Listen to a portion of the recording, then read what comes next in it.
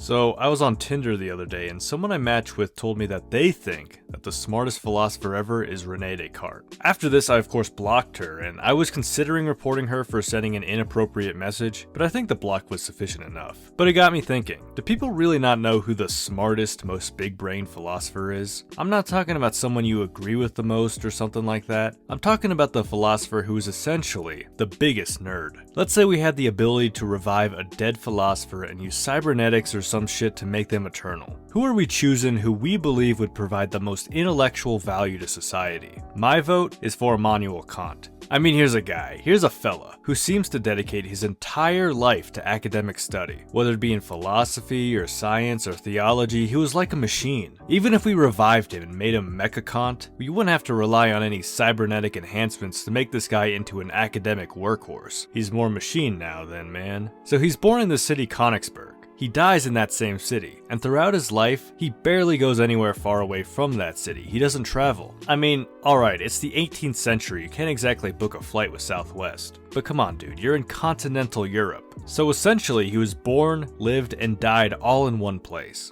I mean, I don't know, maybe Königsberg is just really fucking cool. I've never been, probably won't be able to go either. Now, he didn't travel mainly because of his poor health, but this also meant that he could be super involved in the academic world. He had this strict daily regimen that he followed where he'd wake up at 5 a.m. and go to bed at 10 p.m. And throughout the day, he'd really dedicate himself to the life of a scholar, such as lecturing, studying, working on books, meditating even. Now obviously his life wasn't just academic, which we'll acknowledge, but every day he seemed to dedicate his time and effort into philosophy in some way. Even as a philosophy channel, I feel like I'd go insane if I had to keep to his regimen personally. He also never married. After all, a wife and kids would get in the way of his insane philosophical grind. It wouldn't be a real Sigma male move to marry. And he's the only philosopher who decided to choose the life of philosophy over oh wait, shit, I forgot about you. He did have friends though, but I mean, come on. What type of friends do you think Immanuel Kant would have? Not dumbasses like me, probably other intellectuals and philosophers. So I would imagine that his time with his friends would not just be going to Dave & Buster's or something, they'd probably be talking philosophy. They'd take walks together or have a meal together, so activities that would encourage conversation.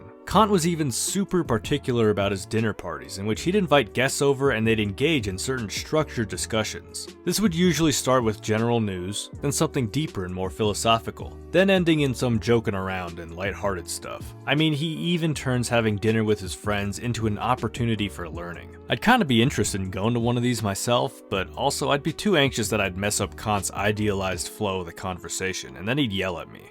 And then I would cry. So we have this dude who certainly lived the life of a smart guy, and if you read or tried to read any of his stuff, you'll recognize that even if you don't agree with him, you could tell he's definitely thought these things through immensely. But to be the smartest philosopher ever, we might want to consider how he'd fare in the modern world. Would Kant be able to adapt to the changes made since then? I would argue so. First off, we gotta remember that although this dude is a nerd with strong beliefs, he's an adaptable guy, willing to listen to opposing views to change his mind. Famously, he talks about Hume waking him up from his dogmatic slumber. So should we really expect him to slumber again once we bring him into the modern world? I don't think so. I think he'd wrestle with the many objections made against his philosophy. And although I'd predict that he might have to change some things or even go in a completely different route, I have a feeling that big brain Kant would provide an adequate defense for some of the objections raised against his philosophy since he passed. One other thing, talking about Kant's brain, apparently Kant's skull was found to be larger than average. The dude was literally big-brained. And when you see those portraits of him, what is emphasized? His big-ass head. Now, as far as I know, a big brain doesn't necessarily mean greater intelligence, but come on, this is just too good to be a coincidence. So that's why if we had to revive a dead philosopher on the basis of them being the smartest one, the one most likely to adapt to the modern world through their intelligence, and the biggest fucking nerd among them, my vote would be for Immanuel Kant. I'd like to hear who you guys think is the smartest philosopher, but just know that you're wrong and I'm right.